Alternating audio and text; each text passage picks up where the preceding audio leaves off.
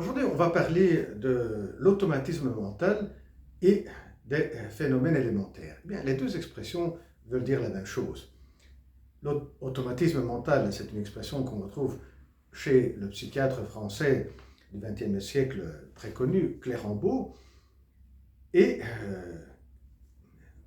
phénomène élémentaire, on retrouve cette expression chez Lacan. Alors, Lacan cite Clérambault. Clérambault est le psychiatre qui va suivre Lacan dans sa thèse pendant un an, entre 1928 et 1929.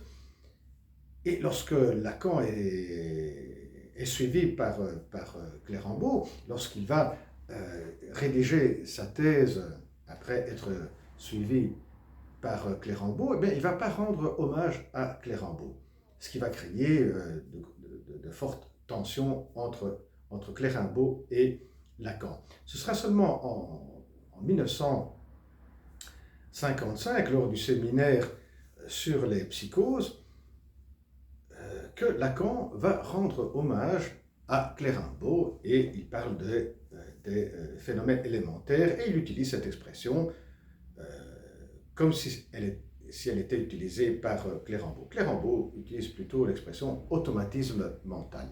Alors, pourquoi est-ce que Lacan rend hommage à Clérambault là? Parce qu'il trouve tout à fait intéressant cette notion de Clérambault, mais il va également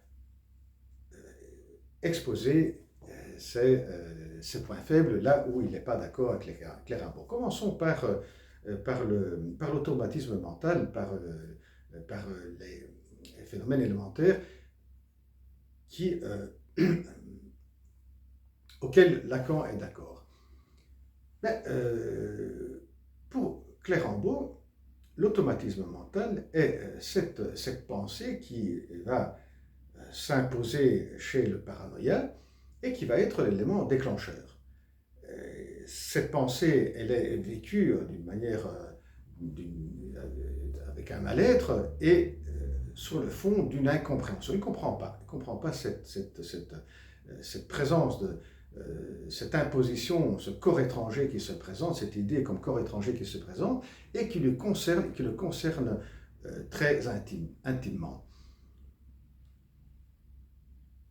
Et pour Clérambault, pour donner une compréhension à cette idée, ce corps étranger qui s'impose, le paranoïa va construire un délire.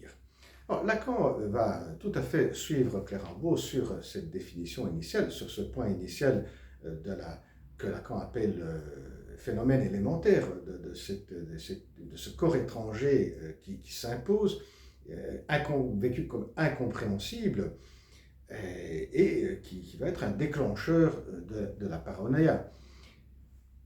Le point sur lequel Lacan n'est pas d'accord, c'est de considérer le délire comme différent,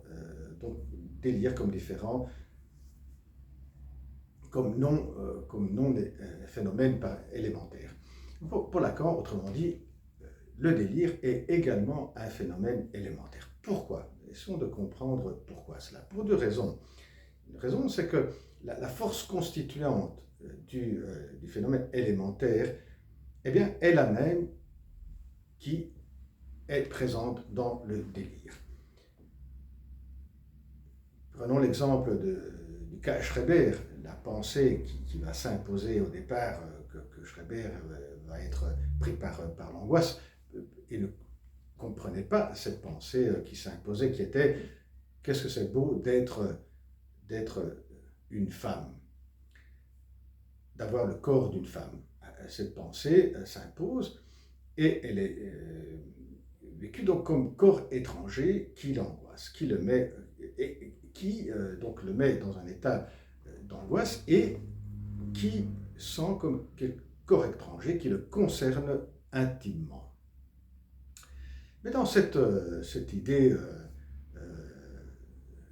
qui s'impose, eh bien, la force constituante de ce qui va être au centre du délire est déjà présente là, qui est l'idée d'être la femme de Dieu. Donc la force constituante est présente à la fois au début dans ce pensée qui se présente comme corps étranger et comme incompréhensible, à la fois dans le délire.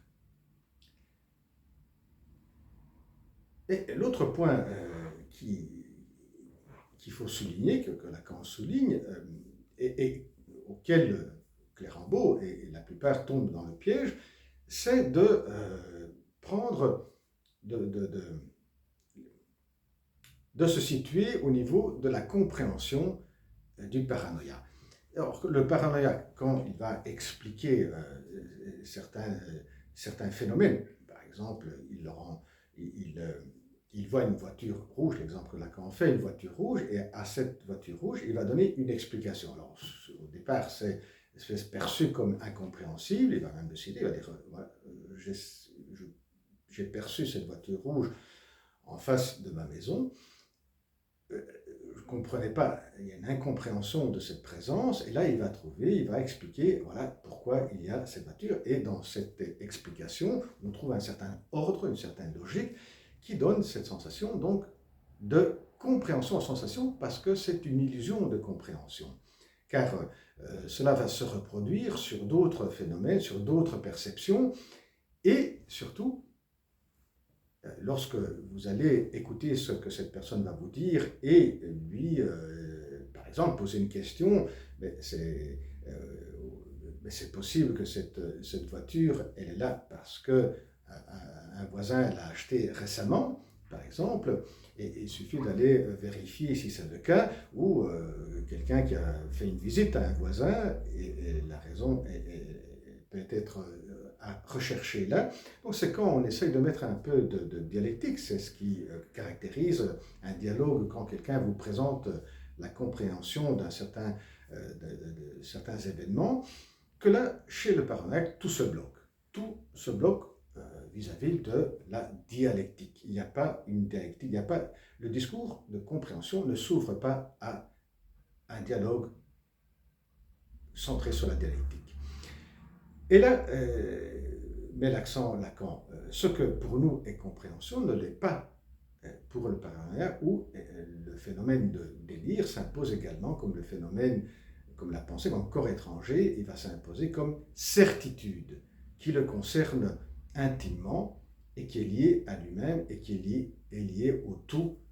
Et c'est pour cette raison que Lacan va également parler du délire comme phénomène élémentaire. Voilà en ce qui concerne l'automatisme mental, ou pour utiliser l'expression de Lacan, les phénomènes élémentaires. Et voilà, prochaine vidéo, au revoir.